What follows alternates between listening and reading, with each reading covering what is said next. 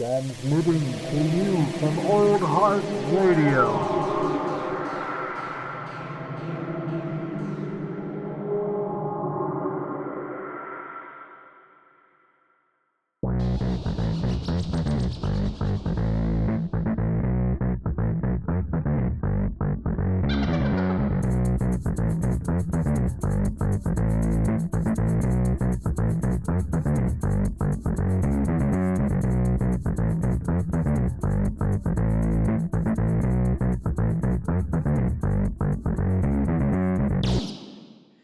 Okay, so I think we are recording once again from the quarantine. This is live for live. the two of us. This is alive from the quarantine. Oh yeah, Had to there do it it. is. A It's not little Old Heart Radio dribble down my production. mustache. Yeah. It's not an Old Heart Radio production until you hear somebody slurping. If your eardrums aren't like blown, at least one isn't blown out by the end of each episode, we're not doing our jobs. There you go. So after 2 episodes, you can't hear us, but you're hooked, and so we you never just keep listening. we never actually used them, but maybe we'll hear the light of day eventually. We record some fake sponsor ads right when we started Matinee Edition, where we're just screaming about water. I forgot about those. They're on my computer somewhere. When we were doing that, I was just like, "What the fuck?" Yeah, because it was a lot of. It was just fun. It was just us bullshitting and screaming into a microphone for like 20 minutes. Exactly. Just we never used them. We were trying to fake be sponsored by water, because everybody needs it. Aqua Cola. But now we're moving on to Oatly. I'm trying to get sponsored by Oatly. So every episode I do, I'm trying to mention Oatly. So if I forget, I need to remember to like creamiest oat milk on the market. The most satisfying oat milk I've ever tasted. By a black market from one of my coworkers. Oatly, sponsor us. Okay, there we go. Please. Or get Datdorf Bronson sponsor us. Dude, somebody sponsor us. I want something free out of this damn podcast. It'll come eventually. We'll go to previewing up in Seattle or something. Yeah. So I mean, just starting off here. Yeah. Like there's no fucking news. Like, no. Yeah. We have one thing, and we'll get to it later. Yeah. But it's borderline inconsequential. Yeah. There's it's a fucking barren wasteland for good like pop culture, movie, TV, any sort of like good news like that in that department. Any sort of nerdy fun news, you get nothing. You get nothing of it. We're not going to get anything of it for a while, sadly. Yeah, dude. But it's the perfect time.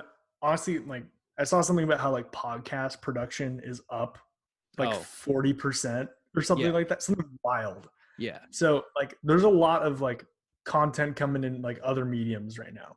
Yeah, like, dude. Content creators are better off, right? This is the weirdest thing about it. Like the content creators are better off right now because there is nothing but a captive audience waiting for something. The whole world's a captive audience right now. The whole world is a captive audience that everybody wants to be distracted.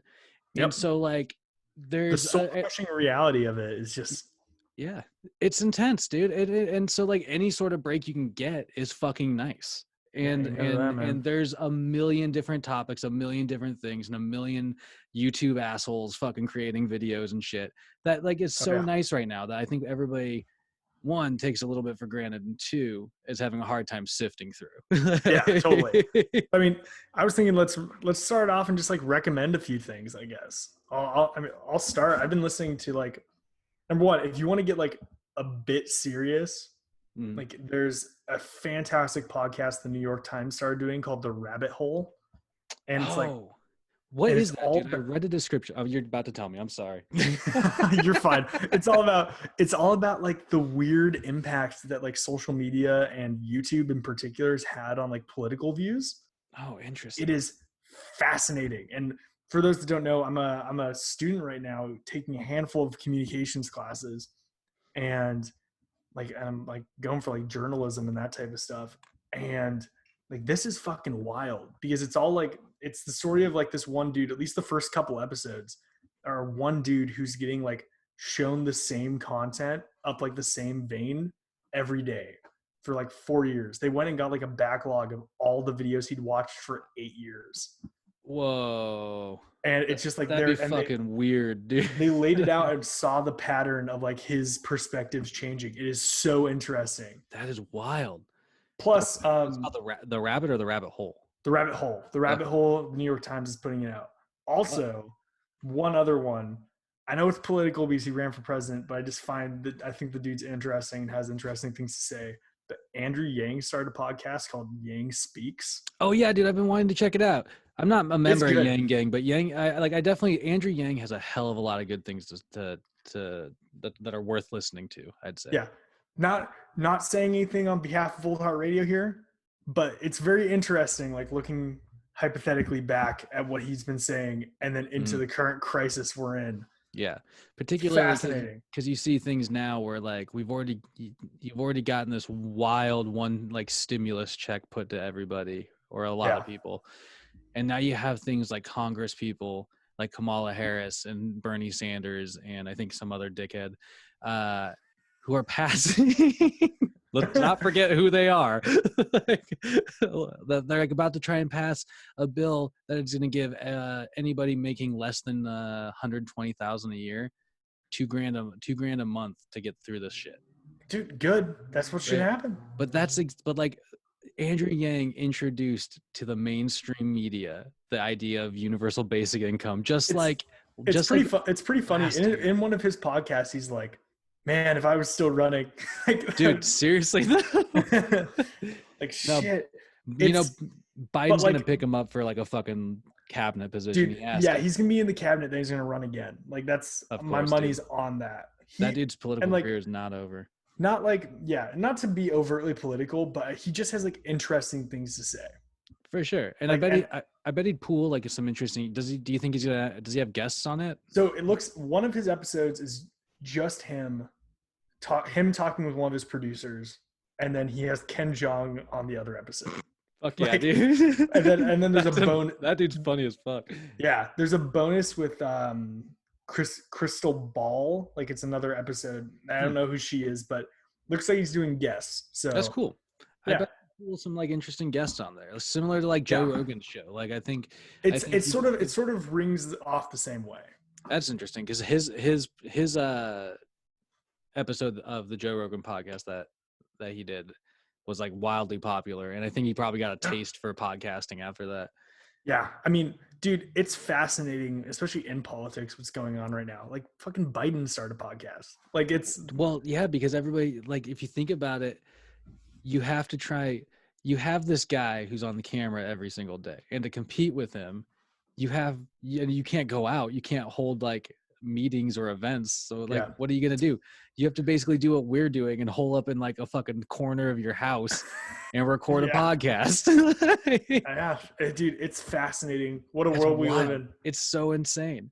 But what's funny to me, and this is like I listen to like a lot of nonsense podcasts, to be honest. Oh yeah. Like I've been listening to the Scrubs rewatch podcast. I mentioned that right before the show. I loved Scrubs when it was on. Like Scrubs was such a fucking cool show when it was going.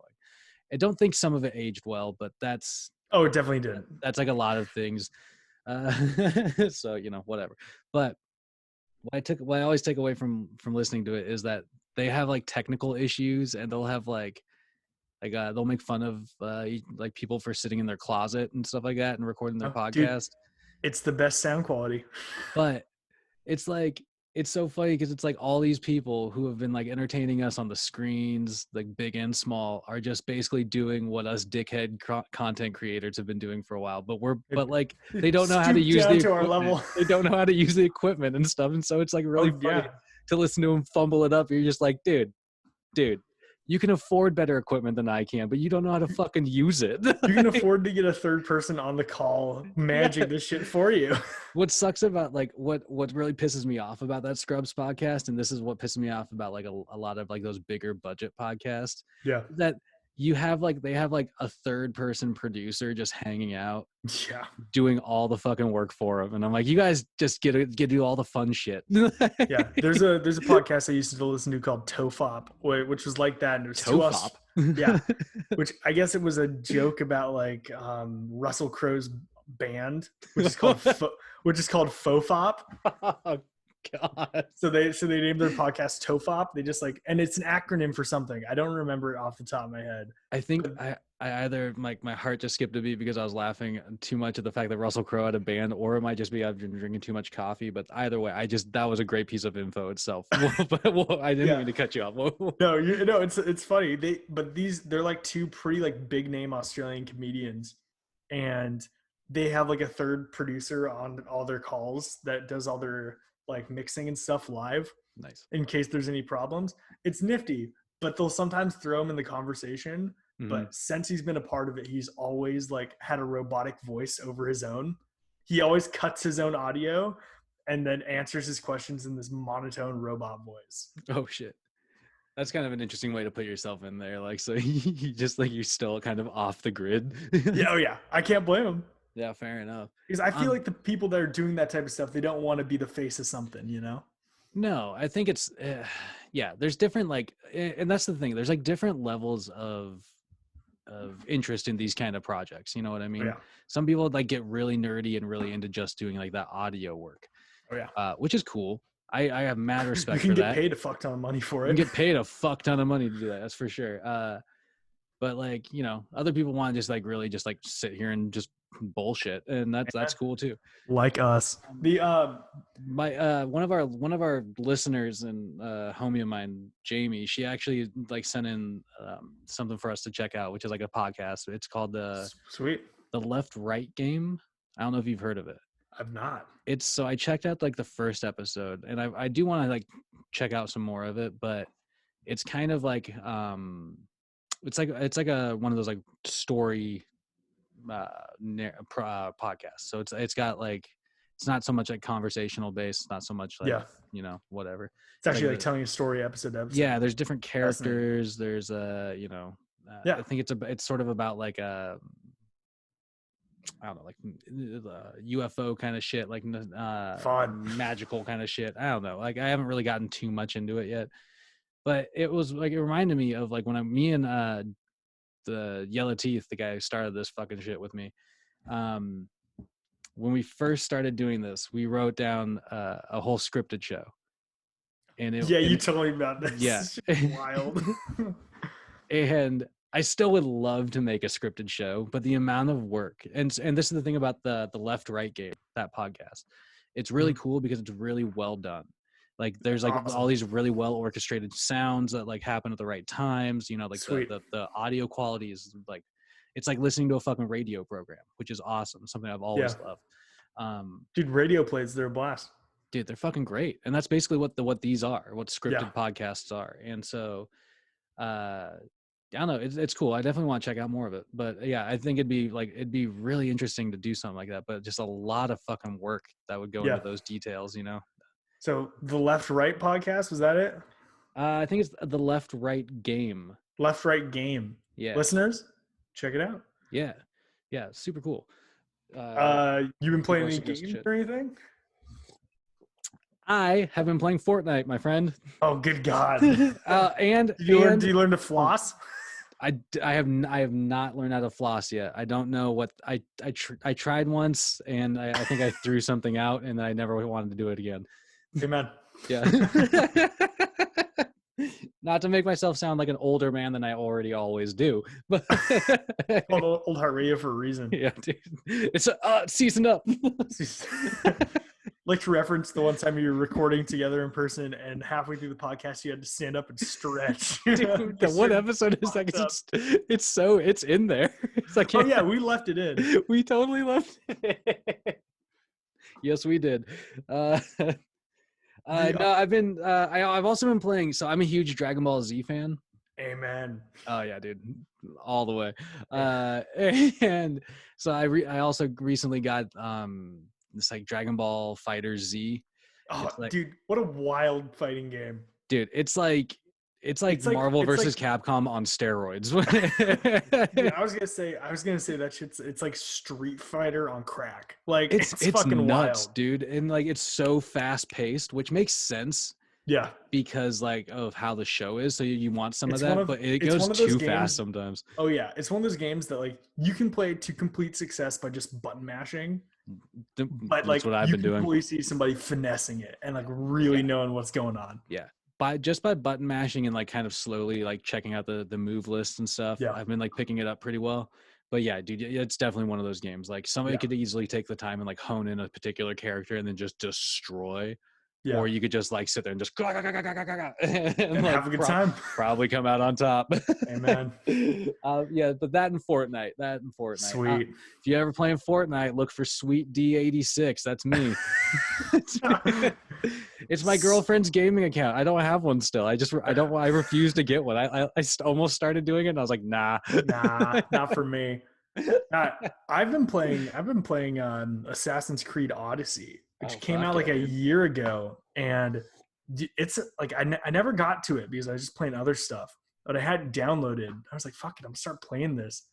What a just like crazy expansive game. I was looking at it and like to 100% do everything, 120 hours. Whoa, really?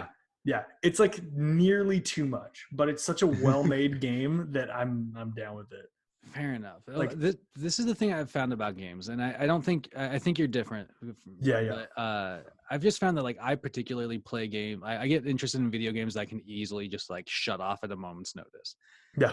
Like I'll start playing and be like, oh, this is fun. And like I get distracted. I don't want to play this anymore. Done. Yeah, totally. I don't want to invest, but you're always like playing these games that like really like they're way more intricate. The storylines are way more beautiful, and like it's just. I mean, like Assassin's Creed is sort of. I think you would actually enjoy it because it has that quality of like you can totally just like play it for a bit and then put it down and just really like you can play. Like I think Odyssey, you could play that exclusively slowly for a whole year and play nothing else. Fair enough.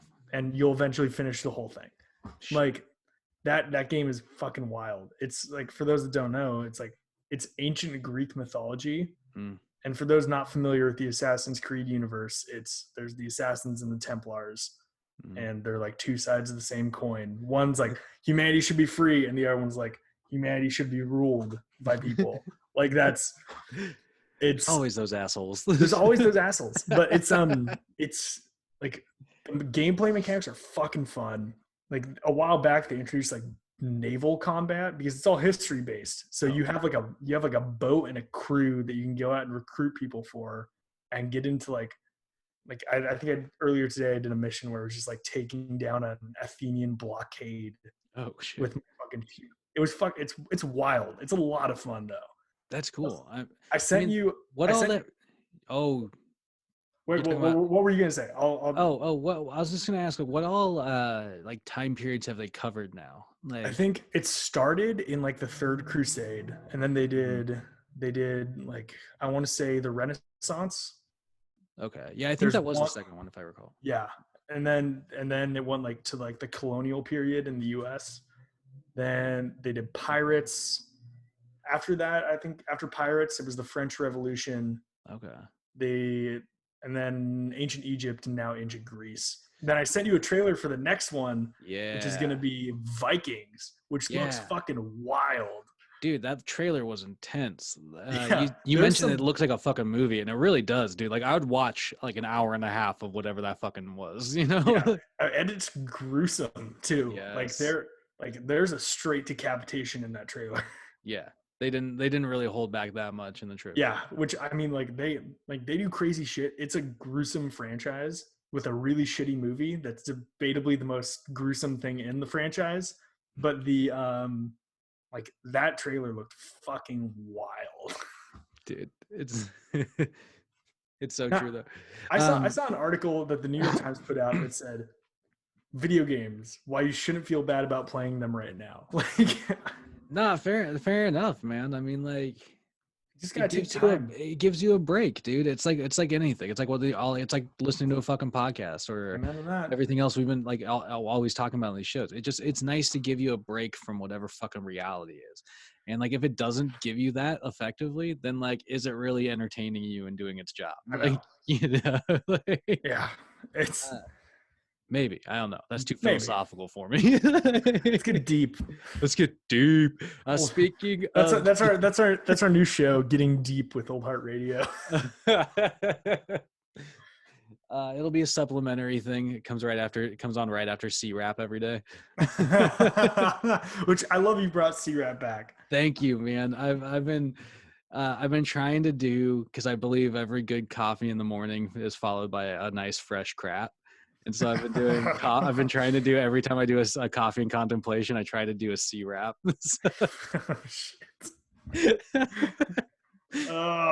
So pay if you're paying attention, they're all pretty related to like an episode of Coffee and Contemplation right now. Damn it. Yeah, I saw the one that dropped this morning. I forget what song it was though. Oh man, I don't even fucking remember, honestly. I moved on to the next thing pretty quick. I was like, all right, that's recorded, done. like you should with every C-Rap. You should just quickly move on to the next thing. Oh man, did you catch the one the other day though? This was my favorite one. So I did an episode of Coffee and Contemplation, titled "Talking Shit About Ellen."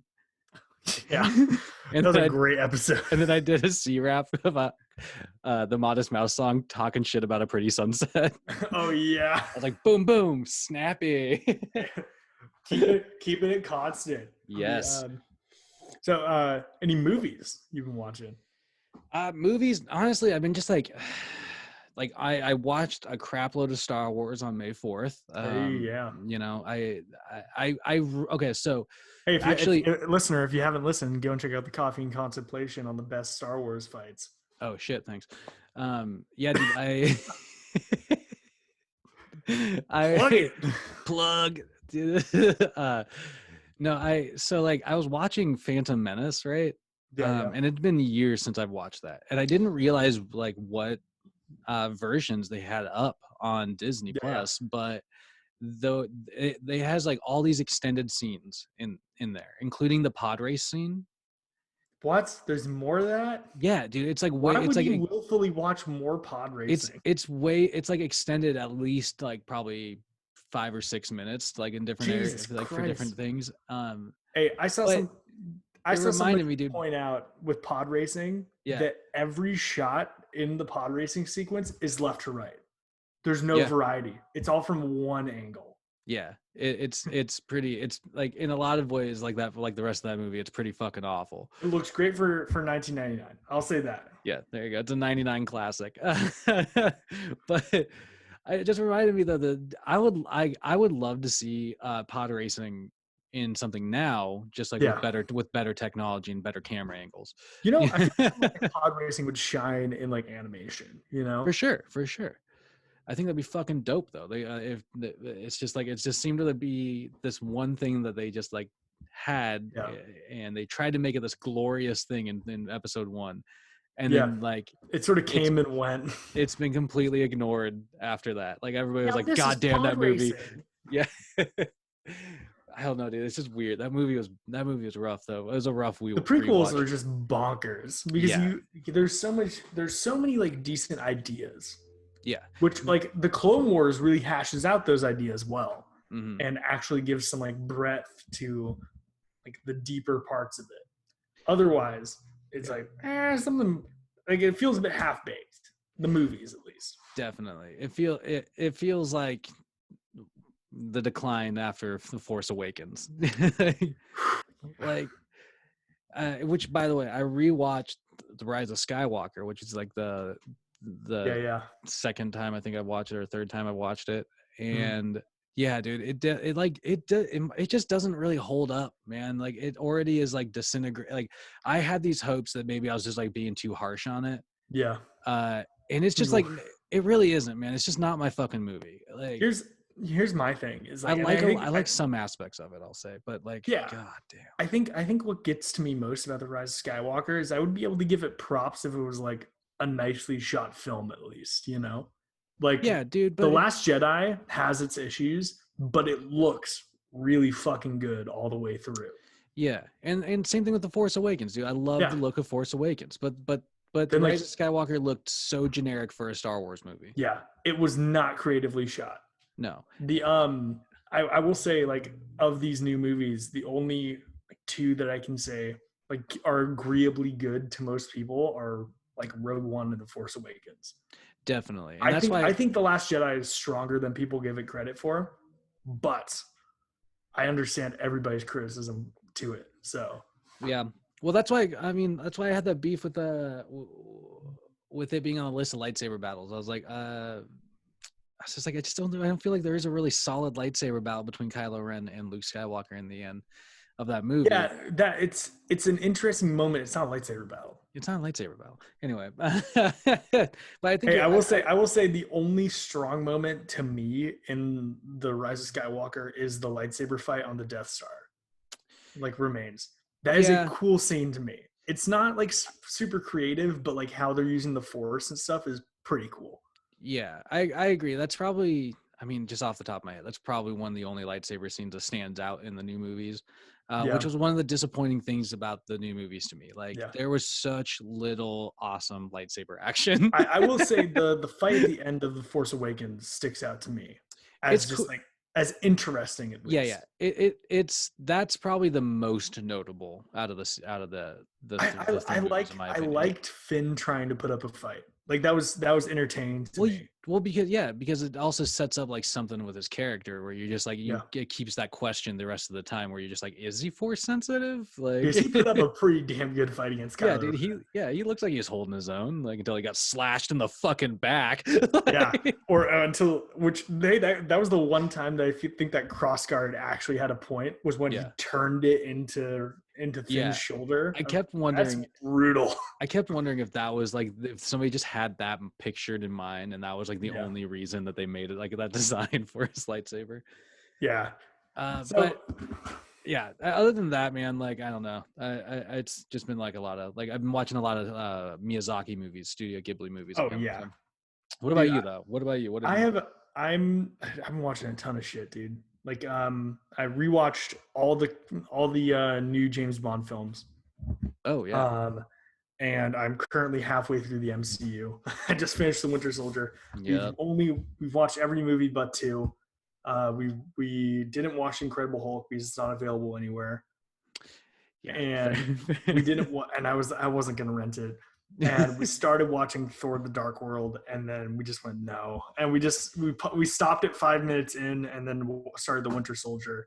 And like, I don't really give a fuck. Like, I know it's like you're missing a movie, but it's the most inconsequential movie. You get a recap at the beginning of Ragnarok anyway. Yeah, dude. You really don't need it.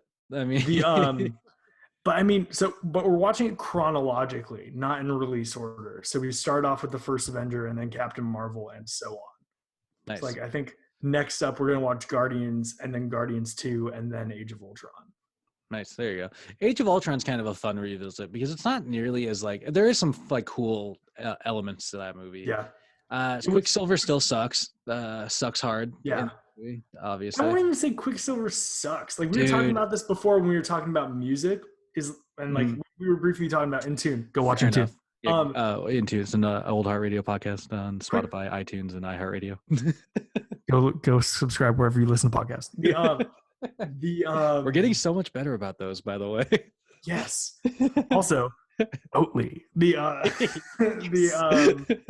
gonna get them eventually.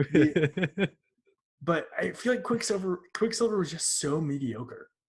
He wasn't bad, but he just wasn't interesting. Well, they didn't way that it just came off so inconsequentially.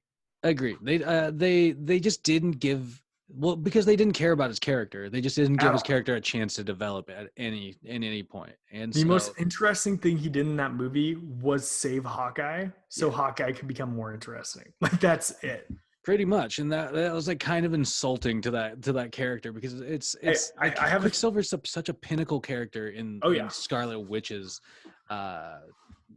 periphery, you know, because and then if they're gonna base like a whole section of their like universe, their cinematic universe off of like what the fuck Scarlet Witch is doing to it, I wouldn't be surprised if he comes back. They better find a way to bring a Quicksilver into it, you know. watch X-Men Quicksilver pop up. That would be the genius move, though. Seriously, somehow he's so much better. He's the only good part of like the last 2 X-Men movies. Or at least since Disney now owns Fox, they could just take the way that they used Quicksilver in that movie and just reinterpret that for the MCU.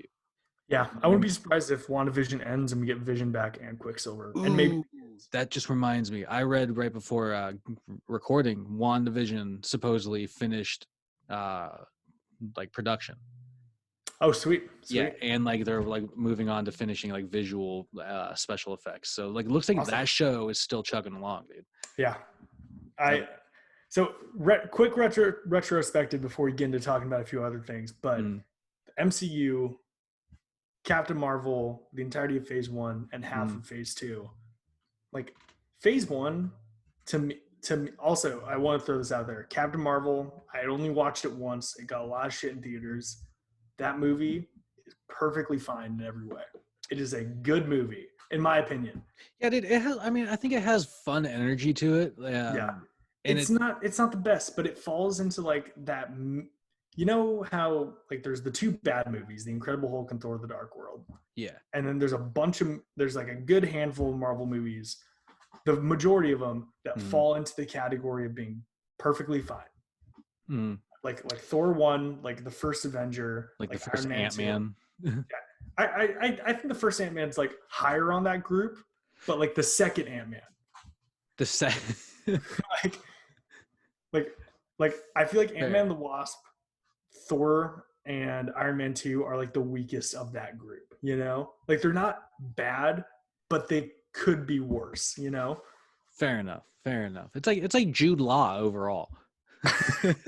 Hey, and watching that, I was like, "Fuck, he should come back." I think he should come back. Man, I just go. Also, I watched Watson and be done with it. I watched the Fantastic Beasts movies too. Oh, yeah. He's the only good part of the second movie. When he shows up as Dumbledore, it is the only ray of sunlight in that movie.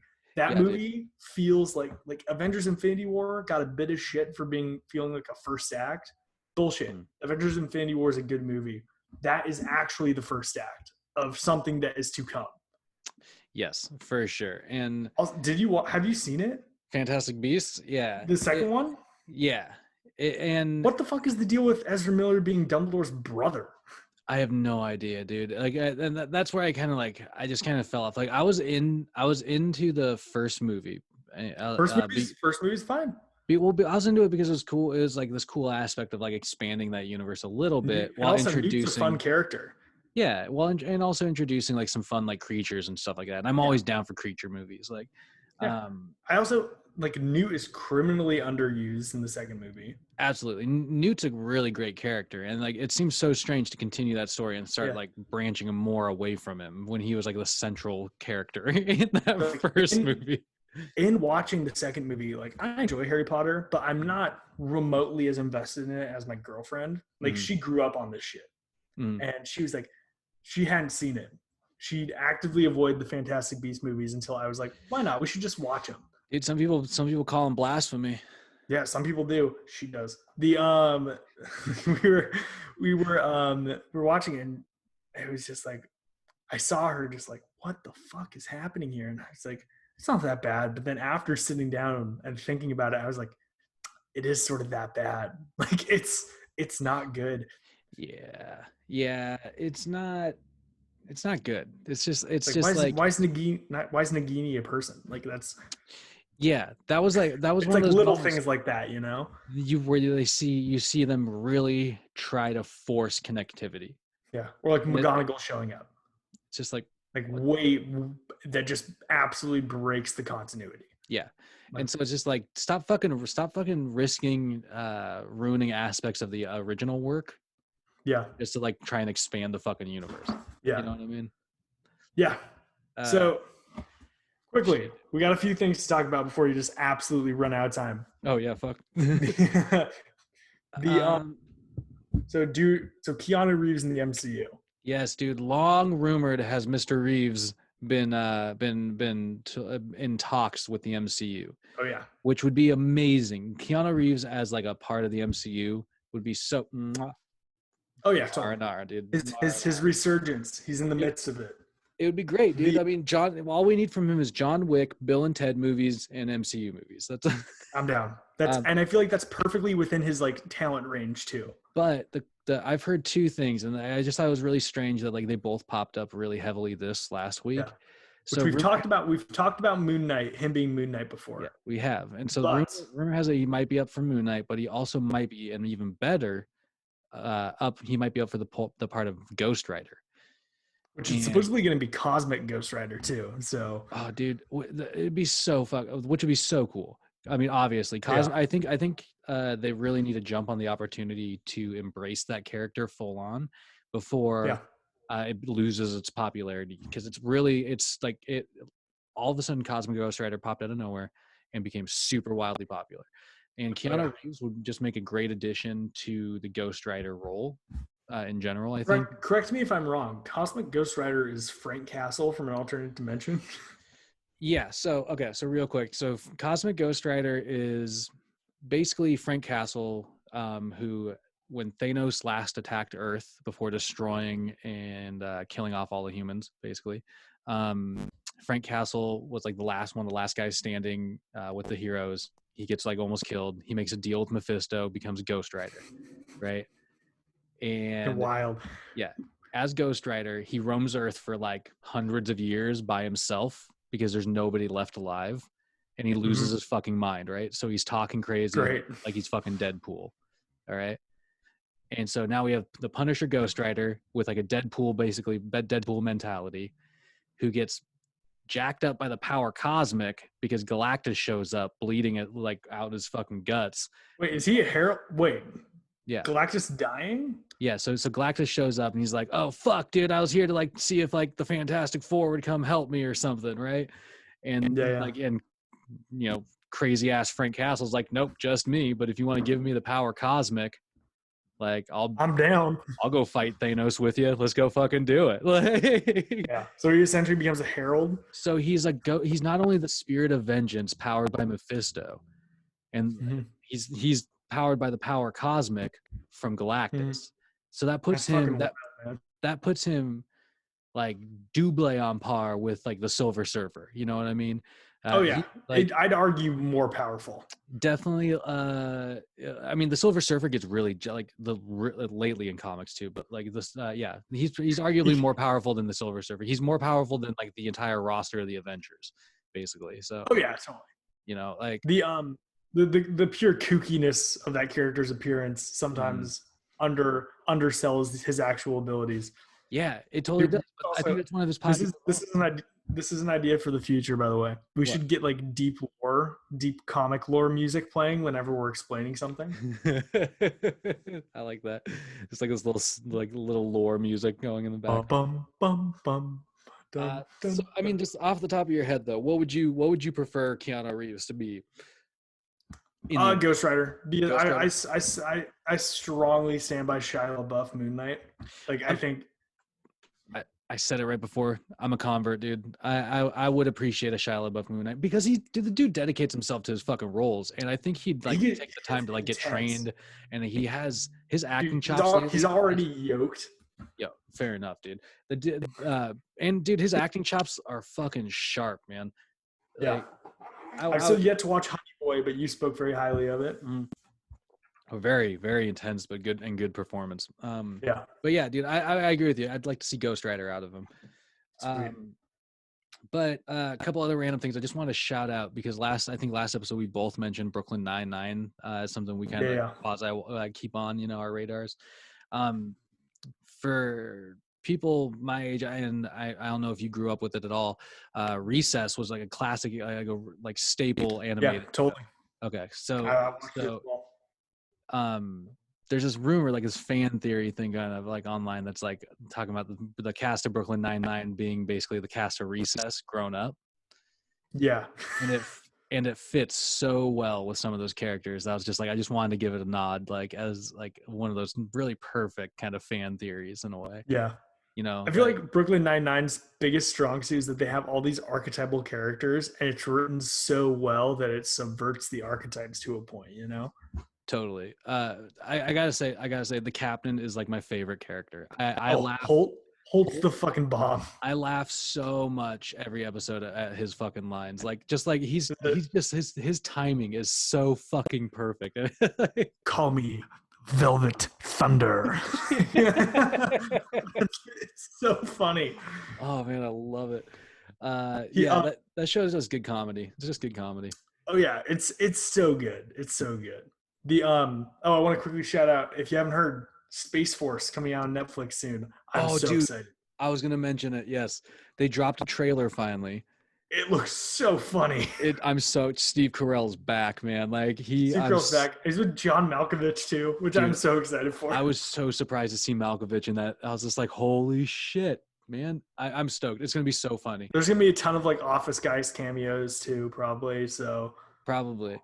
I gotta say, branching off of that, there's now a Space Force Netflix show about to launch. And subsequently, I just saw that for the first time this week, a Space Force recruiting video. Good God. Yeah, like, and it was cheesy as fuck, dude. I love that this is the whole like joke that entire show is stemming from too. I love that it's happening actively, like they're promoting it actively right around the launch of the show. It feels like Netflix has like lobbyists in the U.S. government, like, which they definitely do, but they're actually doing it for promotional reasons. So in a tweet. Oh, by the way, follow us on Twitter at Old Heart in Space. Oh yeah, and then if you have an Instagram, also follow us on Old Heart Radio on Instagram as well. Ooh, good one. So on Twitter, we need like a cash register opening sound for every time we do a plug. Ching. Oh, do you have one? There it is. We just sample that. So the United States Space Force posted a tweet, and it was their recruitment video, and I watched it. It's cheesy as fuck, but the tagline that they took from it is, "Maybe your purpose on this planet isn't on this planet." Good tagline. I was like, the actual fuck. What fucking publicist came up with that? Like, yes, this is gonna it's gonna get them. That's like, I don't think that's a bad tagline. I think it's funny as fuck. It's not a bad tagline, but it sounds so cheesy. Like, totally. So quickly before we wrap up, because we are running low on time. Fair enough. We have a listener submitted question. Oh yeah, shit, man. So Nick Flannery, one of actually my old homies, who I didn't even realize listened to this podcast. Shout out to Nick if you're related to a Patrick Flannery. He's a friend of mine. I think they all know each other. Oh wow, they're all one big clan, right? Yeah. Just like no, but so thanks for submitting, by the way, Nick. But he just wanted to know, like, why did they cancel Batfleck? And so, like, what's like whatever your take is on it. Dude, I think Ben Affleck was just uninterested. I think there's a little bit of that. He was developing a Batman solo movie, and I think he was into the role, but I don't think he was into the kind of like how Robert Pattinson's been expressing it. I don't think he's into the weight that comes with that role. Like he wants to be Ben Affleck. He wants to not be Batman his entire life. Yeah, I think what happened to Batfleck was that, like, really his role, one of the coolest scenes in Batman versus Superman is the warehouse fight scene. Dude, it is the coolest scene. Yeah, fair enough. It is the coolest scene, and arguably, if you gave Ben Affleck more time to be that Batman, I think you would have seen more badass stuff come from it. Absolutely. But I think the fact that those movies got shat on, rightly so, for so much, that it immediately killed his buzz as to like wanting to be a part of that role. Yeah, dude, and also we need to consider he's been burned by every superhero project he's been a part of. Yeah, dude, nobody liked him as Daredevil. No one. That movie doesn't hold up. I tried to rewatch that movie. It's like watching Wolverine Origins. Okay, it's like,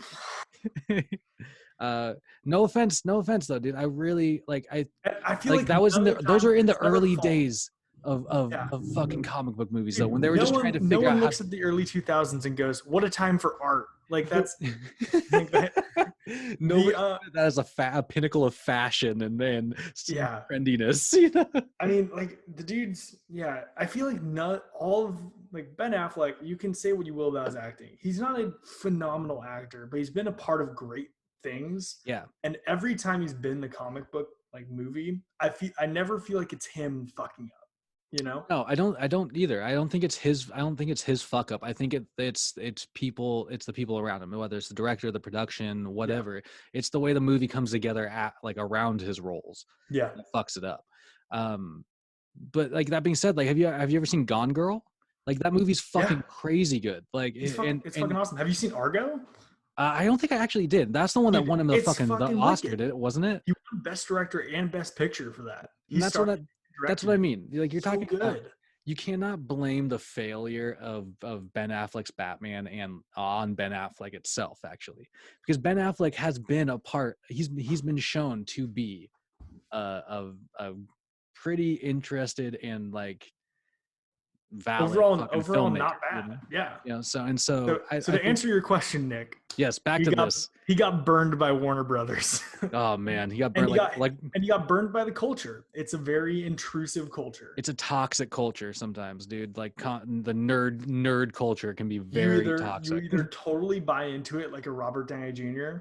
Or you have to completely avoid it. Which Disney's about to rope him back into the fold. I saw that there's rumors that the Ironheart Disney Plus series is moving forward, which Robert Downey Jr. is going to provide some sort of voiceover animation for it, or voiceover. He's going to be in Black Widow already, so I mean, come on. Yeah, he's still getting checks. He needs to make money after Doolittle. So there you go, Nick. We answered your question. Hey. Listener, if you have any questions, feel free to message us at any time. We'll be happy to respond on a podcast. If we get enough, maybe we'll make a bonus features of just Q&A. Yeah, totally. I mean, I think that's the goal. You know, just send us whatever you fucking want us to say, because we'll keep saying shit. We'll say what we want to say. But if you want us to say something, we'll say it for you. We'll read your fake names meant to be innuendos. We'll do it. All right, man. I think we should leave it there. We got to wrap this up, otherwise we'll be kicked off of Zoom. Maybe we'll. I don't know. Zoom. So you know, I think one more time. This has been Matinee Edition. I'm Jared. This is Lucas. Thank you for listening, hot dogs. You're all fucking amazing. It's 39 episodes in, dude. Next episode will be 40. Woo boy. Woot woot. All right. Middle aged. Well, you guys go out there and stay safe and all that shit. Wait, quickly. Yes. You can't forget. Old Heart and Space on Twitter, Old Heart Radio on Instagram. Drink yourself some Oatly. Follow us wherever you can. Yes, it's true. New episode of In Tune coming soon. Coffee and Contemplation as always followed by a C-Rap. Yes, coffee and crap, man. Everybody's favorite morning. Also, one more plug. Shout outs to Cafe Mela. My homie Brian roasts this fantastic fucking coffee. Sweet. Out of the Wenatchee Valley, dude. I'm drinking this coffee out of the Democratic Republic of Congo. Fucking great, dude. I'm serious. Like, I wish I could give you some so you could pull espresso out of it. It's so fucking choice. Dude, anyway. Hopefully at some point. Hey, and also quick shout out, because you still work there. Bachelor from Bronson is opening back up one of its stores for grab and go. Yeah, man. Your guys' current Colombian offering, I got a bag of it last time I was in Olympia. It's fucking awesome. Swing in there and get some. Yeah, we're about to launch a Bolivian coffee too. Son of a gun. Next time I'm in town. All right, folks. Stay safe. Keep your paws clean. Follow us online. Amen. Good day.